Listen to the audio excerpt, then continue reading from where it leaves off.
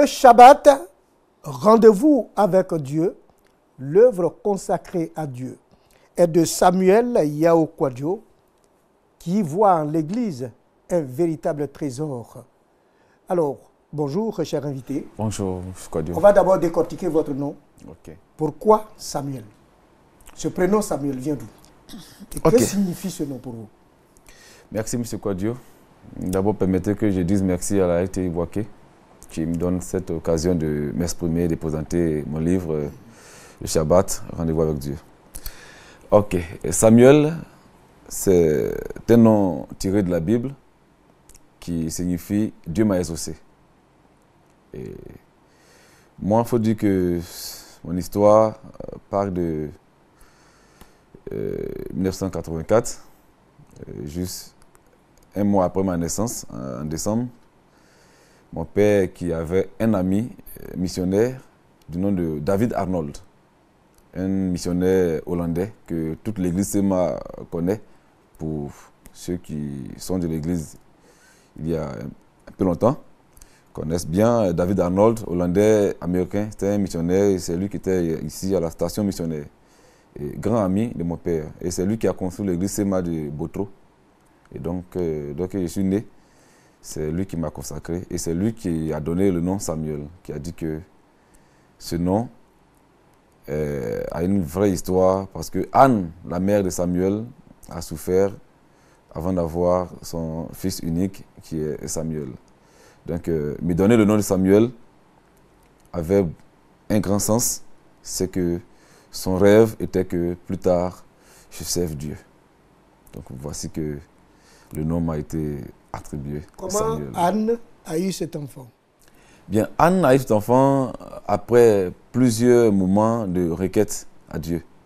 Elle a prié dans son cœur, elle a vraiment jeûné, elle a fait tout ce qu'il fallait faire pour avoir un enfant, parce que elle a souffert, elle a longtemps souffert. Sa rivale en avait. Elle en avait, et son mari l'aimait quand même.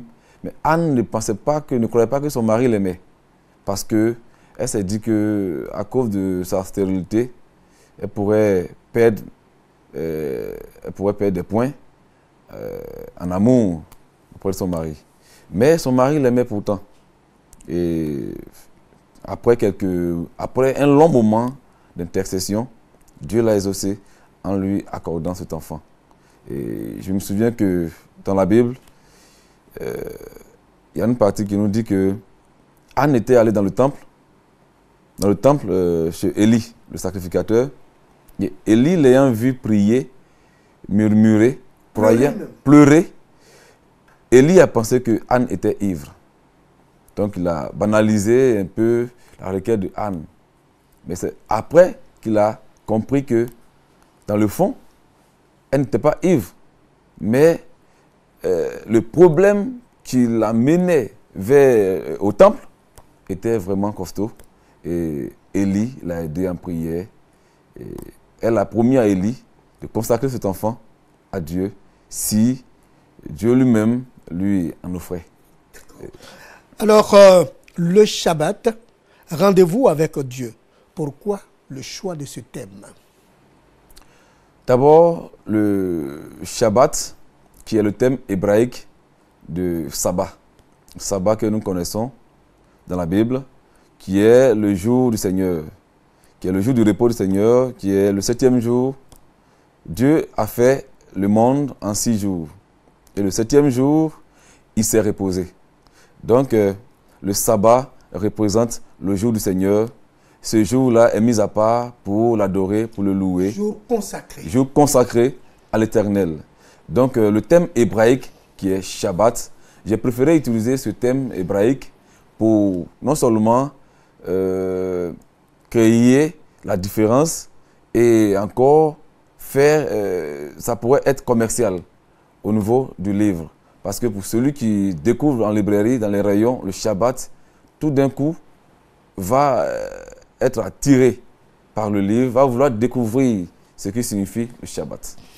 Comment se préparer pour aller à ce rendez-vous avec l'Éternel? Bien. Au préalable, il y a un exercice préalable qu'on doit faire. C'est-à-dire que le jour du Seigneur, d'abord, dans nos maisons, le chrétien doit préparer ce rendez-vous. On ne se lève pas comme ça pour aller au rendez-vous du Seigneur. Mais déjà dans nos maisons, il faut se préparer. La préparation consiste à faire quoi? La repentance. Il faut d'abord, à la maison, chez soi, se repentir, prier, avant de rentrer dans le but du sujet, c'est-à-dire avant de venir en la présence du Seigneur. Parce qu'il ne faut pas attendre d'arriver au temple ou à la cathédrale avant de se confesser. Parce que le temps de la confession au temple ou à la cathédrale n'est pas aussi suffisant. Donc, à la maison, nous avons tout le temps, avant de venir même au temple, de se préparer. Donc, c'est ainsi que... Vous voulez dire que c'est une préparation spirituelle? Spirituelle, oui. Vous avez débuté ce livre avec des poèmes et des psaumes. Quelle signification? D'abord, ok. D'abord, comme je l'ai signifié dans le livre, ce livre était intitulé au départ « Les merveilles du Shabbat ». Les merveilles du Shabbat qui composaient 21 poèmes pour certains. On peut dire 21 prières ou 21 psaumes. Tout se ramène au même sens. Donc ce premier livre, Les merveilles du Shabbat, était composé de 21 prières. Mais à la longue, j'ai écrit la suite qui est ce que vous connaissez. Donc j'ai préféré mettre les deux ensemble pour intituler ce livre, ce nouveau livre, le Shabbat, Rendez-vous avec Dieu. Donc ces 21 prières représentent la Trinité. 21 prières, quand vous faites l'addition de 2 et 1, ça fait 3. Et le Père, le Fils et le Saint-Esprit. Saint-Esprit. Et si vous regardez la première de couverture, vous verrez bien qu'il y a 3 personnalités, 3 personnes qui sont réunies autour d'un feu, en pleine nuit. La nuit qui représente les ténèbres de ce monde. Et les 3 personnes qui représentent la Trinité, le Père, le Fils et le Saint-Esprit. Et le feu qui est attisé parmi ces 3 personnes représente la flamme du Saint-Esprit, la lumière du monde. Jésus qui est la lumière du monde. Donc ces 3 personnes sont au rendez-vous comme ça.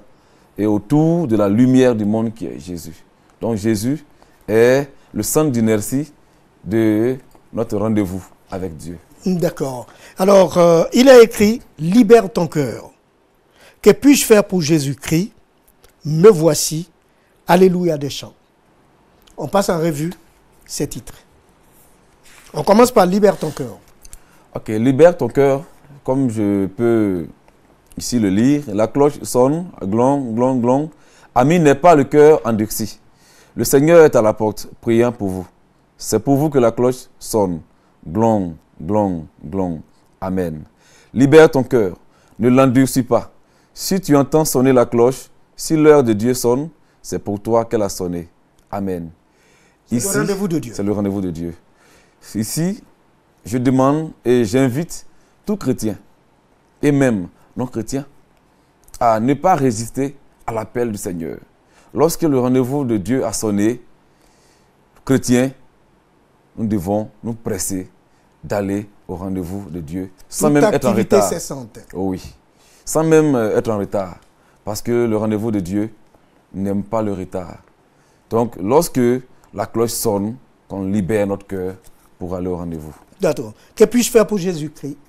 Que puis-je faire pour Jésus? Que puis-je faire pour Jésus à mon âge? Ne m'a-t-il pas donné la vie en se livrant sur la croix? Oh mon Seigneur, je veux te louer. Je veux te célébrer, te louer Jésus. Je veux te célébrer, te chanter Seigneur, comme Samuel dans le temple avec Élie, comme David, le jeune berger, comme Josué, serviteur de Moïse, comme Joseph dans le palais de Pharaon. Que puis-je faire pour Jésus à mon âge? C'est tout. Jésus m'a aimé le premier. Il m'a déjà montré son amour. Donc je ne peux rien faire encore pour lui à part lui donner mon cœur, à part lui donner ma vie, à part le louer, à part le célébrer. Et vraiment, c'est tout ce qu'on peut faire pour Jésus. D'accord, Il me n'attend rien de nous. voici. Me voici.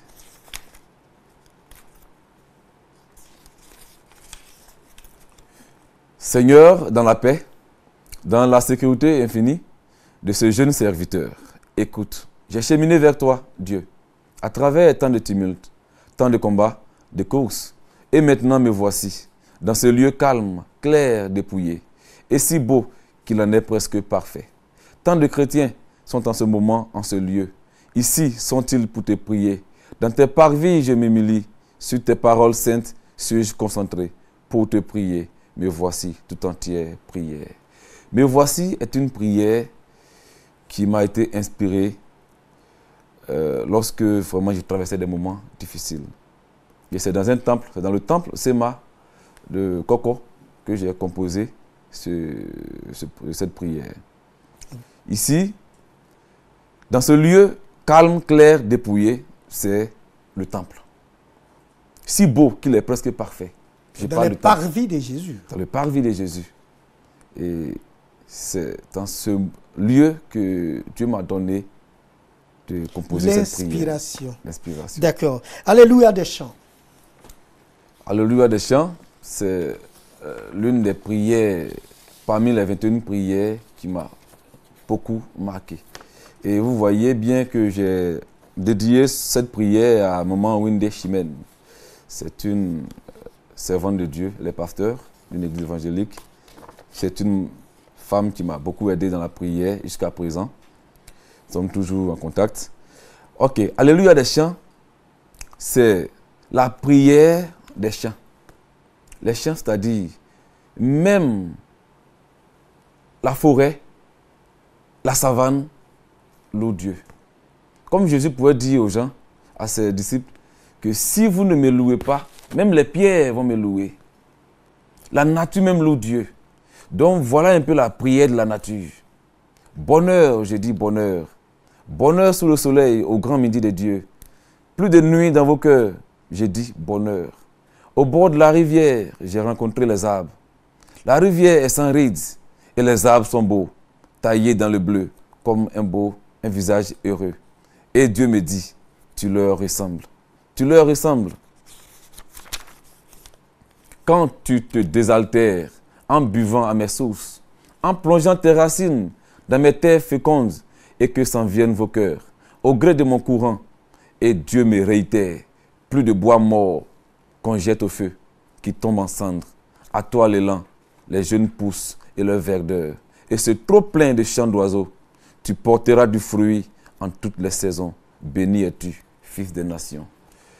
Cette prière, vraiment, m'a toujours, jusqu'à présent, me fait du bien, parce que je lis cette prière chaque matin avant de sortir. D'accord. Et ça me donne la force. Parlons maintenant des délices du Shabbat.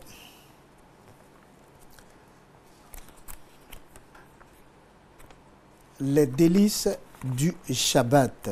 Les délices du Shabbat, à la page 103, n'est-ce pas? C'est ça. Ok. Les délices du Shabbat, ici, pour ne pas lire tout le texte, délices du Shabbat, je veux présenter ici les biens fondés du Shabbat. Les avantages liés au rendez-vous avec Dieu. Lorsque nous respectons le rendez-vous avec Dieu et lorsque nous sommes parfaits dans ce rendez-vous, nous sommes fidèles à ce rendez-vous, nous ressortons avec le cœur joyeux parce que nous venons de consacrer une entière période à l'ami fidèle. La Bible dit, une heure dans ses parvis vaut mieux que 1000 ailleurs. 1000 heures ailleurs. Le Shabbat, c'est la louange. C'est la louange. Effectivement. Le Shabbat, c'est la louange. Et ici, je présente la louange comme l'une des facettes les plus merveilleuses du Shabbat, du rendez-vous avec Dieu. Parce que nous venons au rendez-vous avec Dieu, d'abord, c'est la repentance. La prière, la repentance, et il y a la louange. Nous ne pouvons pas aller au rendez-vous de Dieu sans la louange. Sans l'élever. Sans l'élever, sans l'adorer.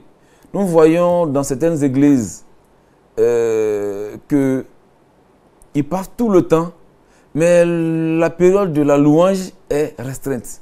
Moi, je ne suis pas d'accord pour ça. D'accord. Chanter, c'est prier deux fois. Le Shabbat, c'est la parole de vie. La parole de vie.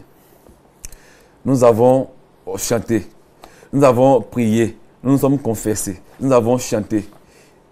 Mais il y a encore une autre rubrique très importante qui est la parole de vie.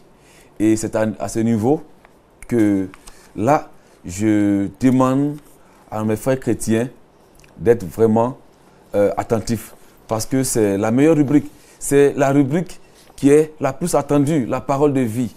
Parce que Jésus même a dit, l'homme ne vivra pas de pain seulement. Mais également de la parole de Dieu. Mais également de la parole de Dieu. Donc, à ce niveau, nous devons être très attentifs, très concentrés. M'excuser. Et là, nos chants sont les plus distraits lorsque cette rubrique passe. C'est tous nos maîtres de cœur. Pendant que la parole de vie passe, ils sont en train de passer en revue leur solfège et autres. Et c'est une remarque que j'ai faite à ce niveau. D'accord. On prend la page 100. Prenons la page 100, c'est écrit « Ces derniers trient les thèmes sur lesquels doivent prêcher les bergers. Que ça suffise maintenant. Cherchons à aller en eau profonde, tombeau blanchi, comédie de la louange, apparence du dehors, loin du dedans. Dieu n'a pas besoin de ce genre d'adorateurs. » Il s'agit de quoi en fait? Merci. Il s'agit de nos laïcs dans nos églises, qui veulent dicter leurs lois à nos hommes de Dieu, oubliant que ces hommes de Dieu sont le oint de Dieu et que, comme je l'ai si bien signifié, quel que soit le niveau intellectuel de l'homme de Dieu, quelle que soit sa taille, sa forme, quel que soit il ne sait pas, mais il demeure. Vous voulez parler de la dimension intellectuelle, voilà, de la dimension ou spirituelle. Oui. Il demeure le oint de Dieu, l'envoyé de Dieu parmi nous. Donc, dans le temple, c'est lui qui est le maître. Que nos laïcs arrêtent de fatiguer nos hommes de Dieu en voulant leur dicter leurs lois. D'accord. Il y a donc des dissensions à l'église. Oui, effectivement. Ça existe. Ça existe parce qu'il y a des laïcs dans nos églises qui veulent vraiment user de leur titre social, de leur grade. Mais je dis, le grade ou le titre social s'arrête au seuil de nos temples. Parce que dans le temple, le seul maître, c'est loin de Dieu. Alors, celui qui est surnaturel s'est abaissé au naturel dans son incarnation. En revanche, la parole n'a jamais cessé d'être Dieu, mais elle a été faite Dieu dans une chair humaine, c'est-à-dire que sa divinité n'a pas été amoindrie en prenant forme humaine. Oui. Là, vous enfoncez le clou. J'enfonce le clou. Ici, c'est vrai que dans notre tradition, on nous dit que quand tu donnes le conseil au chien, donne aussi le conseil au maître chien. Effectivement. Ici, je viens tantôt de dire que nos laïcs doivent laisser les hommes de Dieu travailler. Mais de même, nos hommes de Dieu doivent aussi respecter nos laïcs. Nos hommes de Dieu doivent suivre les traces de Jésus par son humilité. Ils doivent apprendre à être beaucoup humbles. C'est en cela que les laïcs aussi vont apprendre à bien réagir envers eux. Ici, je prends le cas de Jésus, celui qui est surnaturel s'est abaissé au naturel. Dans son incarnation, en revanche, la parole n'a cessé d'être Dieu. Mais elle a été faite Dieu dans une chair humaine, c'est-à-dire que sa divinité n'a pas été amoindrie en prenant forme humaine. Ici, je parle de l'humilité. Je sais que votre message est de part et d'autre et vous voulez que les gens soient imprégnés, soient imbibés d'humilité devant Dieu, se rabaisser devant Dieu. En effet. C'est ça le Shabbat. Le Shabbat, c'est l'humilité, la soumission devant Dieu. Qu'on reconnaisse que Dieu est le seul qui a l'autorité, qui a besoin d'être loué, élevé. Donc, nul n'a ce droit de demander aussi élévation au même titre que Dieu. Et c'est dans ce cas que le Shabbat devient une communion. Une communion, effectivement.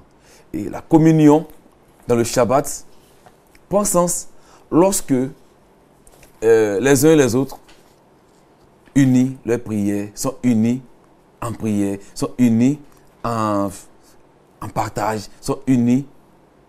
Je ne sais pas si je me fais comprendre, mais la communion dans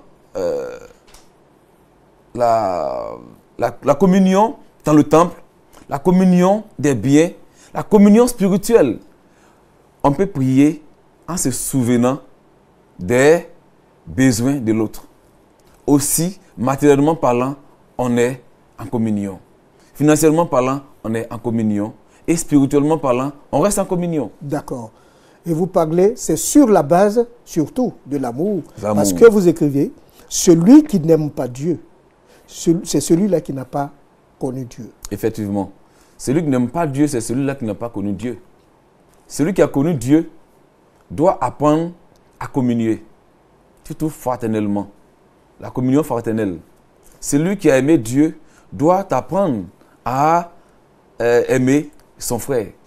Si ton frère qui est devant toi, tu n'apprends pas à l'aimer, ce n'est pas Dieu que tu ne vois pas, que tu vas prétendre l'aimer.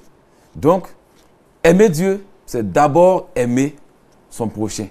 Donc, la communion ici gagne son sens lorsque nous, chrétiens, on va apprendre à partager spirituellement, financièrement, matériellement. Matériellement. Alors, on va terminer sur ce chapitre. N'importe